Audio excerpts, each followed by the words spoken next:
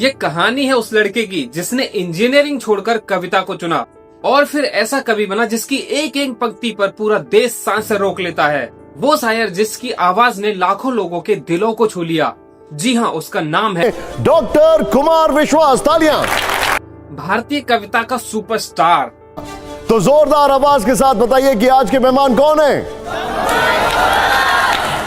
कविता सम्मेलनों की शान डॉक्टर कुमार विश्वास और युवाओं के लिए प्रेरणा का सबसे चमकता हुआ नाम। के साथ रहो तो सबसे बेहतर, मौन रहो आभारी है। लेकिन ये सब रातों रात नहीं हुआ। इसके पीछे बहुत बड़ी मेहनत और संघर्ष छिपा हुआ है। कुमार विश्वास का जन्म 10 फरवरी 1970 को गाजियाबाद जिले के पिलखुआ नाम के कस्बे में हुआ था, जो अपने हथकरघा और खादी उद्योग के लिए जाना जाता है। पिलखुआ का माहौल जहां रामलीलाएं सामुदायिक जीवन का केंद्र थी और कवि सम्मेलन बौद्धिक मनोरंजन के मुख्य साधन थे। इन सब चीजों ने बालक विश्वास कुमार के मन पर अमिट छाप छोड़ी। एक शोध के अनुसार पता चला है कि बचपन में देखी गई रामलीला के अनुसार ही इन्होंने वर्तमान में अपने अपने राम नाम के कार्यक्रम की नींव रखी थी। कुमार विश्वास का जन्म एक मध्यम वर्गीय गौर ब्राह्मण परिवार में हुआ था। इनके पिता डॉक्टर चंद्रपाल शर्मा स्वयं एक प्रबुद्ध विद्वान थे और आरएसएस डिग्री कॉलेज पिलखुआ के प्राध्यापक थे। इनकी माता का नाम श्रीमती रमा शर्मा, जो एक गृहिणी थी। ये 4 भाई और एक बहन है। इनकी पत्नी डॉक्टर मंजू शर्मा खुद एक प्राध्यापिका हैं और इनकी 2 पुत्रियां हैं। इन्होंने अपनी 12वीं तक की शिक्षा पिलखुआ से ही कंप्लीट करी। उसके बाद पिताजी के कहने पर इंजीनियरिंग कॉलेज MNIT प्रयागराज में इन्होंने प्रवेश लिया, लेकिन यहाँ पर इनका मन बिल्कुल भी नहीं लगा। यहाँ से इन्होंने इंजीनियरिंग छोड़ने के बाद BA में प्रवेश लिया हिंदी से और उसके बाद स्नातकोत्तर यानी कि MA भी इन्होंने हिंदी साहित्य से किया। उसके बाद PhD भी इन्होंने हिंदी साहित्य से कंप्लीट किया। उत्तर प्रदेश के पिलखुआ कस्बे की संकरी गलियों से निकलकर लंदन, दुबई, अमेरिका के स्टेडियमों तक की यात्रा। कैसे कुमार विश्वास ने कविता को अकादमिक पुस्तकों से निकालकर इंस्टाग्राम, यूट्यूब की नई पीढ़ी के लोगों के दिलों तक पहुँचाया। 2007 में प्रकाशित उनके काव्य संग्रह कोई दीवाना कहता है ने बिक्री के नए रिकॉर्ड बनाए। यह कविता प्रेम विरह की ऐसी परिभाषा बन गई कि हर एक युवा इससे जुड़ता गया। 21वीं सदी की शुरुआत में जब मोबाइल फोन आम हो रहे थे, तब कुमार विश्वास की कविता ने मुद्रित माध्यम से निकलकर डिजिटल माध्यम में प्रवेश किया और कोई दीवाना कहता है कि पंक्तियां लाखों लोगों के मोबाइल की रिंगटोन और कॉलर ट्यून बन गई। उसके बाद वो इतने पॉपुलर हो गए कि उनके कार्यक्रम IIT और IIM कॉलेजों में हाउसफुल होने लगे। 2014 और उसके बाद ABP न्यूज के साथ मिलकर उन्होंने बहुत सारे कवि सम्मेलन किए, जिससे उनकी TRP बहुत ज्यादा बढ़ने लगी। लोग उनकी वीडियो को लाखों बार देखने लगे। अब उनकी लोकप्रियता का पैमाना उनकी किताबों की बिक्री नहीं, बल्कि YouTube के व्यूज, इंस्टाग्राम और फेसबुक के फॉलोअर्स बन गए। 2011 में अन्ना हजारे के साथ मिलकर इंडिया अगेंस्ट करप्शन आंदोलन में इन्होंने अपनी सक्रिय भूमिका निभाई। नहीं रणनीति तय करनी है, कोई भी बात तय नहीं करनी है, सहजता के साथ होगा। जैसे अन्ना बैठेंगे और पीछे 2007 में एक कवि सम्मेलन में इन्होंने केरल की नर्सों के बारे में एक टिप्पणी की थी, जो बाद में एक विवाद का कारण बनी। बाद में इन्होंने उनसे माफी भी मांगी थी। अमिताभ बच्चन के साथ भी एक कॉपीराइट विवाद हुआ, जो काफी चर्चा में रहा और कुछ राजनीति को लेकर भी कुमार विश्वास विवाद में फंसे रहे। सन 2007 के आसपास पंजाब सरकार ने कुमार विश्वास को साहित्य शिरोमणि सम्मान दिया।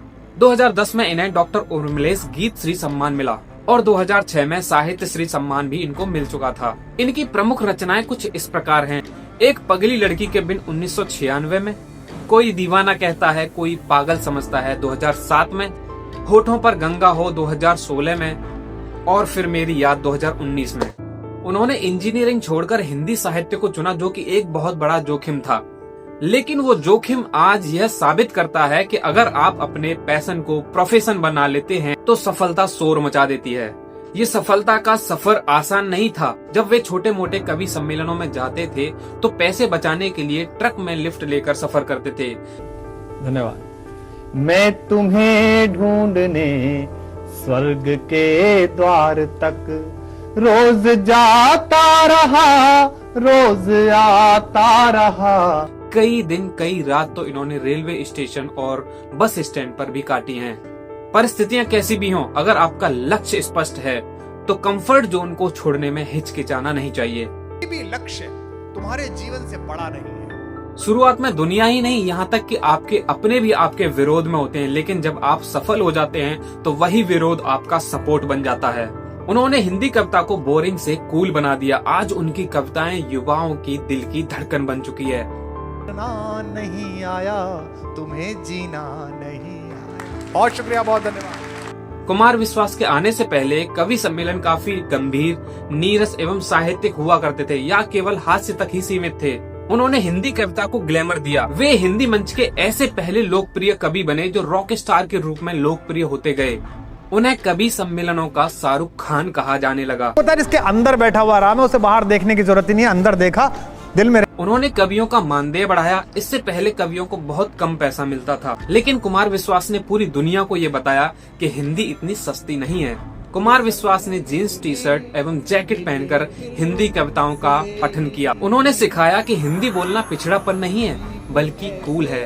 उनकी वजह से बड़े बड़े IIT, IIM कॉलेजों में हिंदी के कवि सम्मेलन आयोजित होने लगे। उन्होंने America, Britain, Dubai, London, Japan जैसे देशों में कोई दीवाना कहता है कि गूंज पहुंचाई। हजारों की भीड़, लाखों की वाहवाही और करोड़ों के दिल, कुमार विश्वास ने सब जीता। एक बात ध्यान रखना, लेकिन हर कवि के हिस्से में एक ऐसा कोना होता है जहां वो दुनिया के लिए नहीं, खुद के लिए रोता है। कुमार विश्वास ने हिंदी कविता को मंच तो दिया, लेकिन कई बार अपने सपनों की बलि भी दी। शायद इसीलिए जब वो कोई दीवाना कहता है कविता गाते हैं, तो वो केवल एक कविता नहीं होती है, उनके सफर की एक मुकम्मल दास्तान होती है।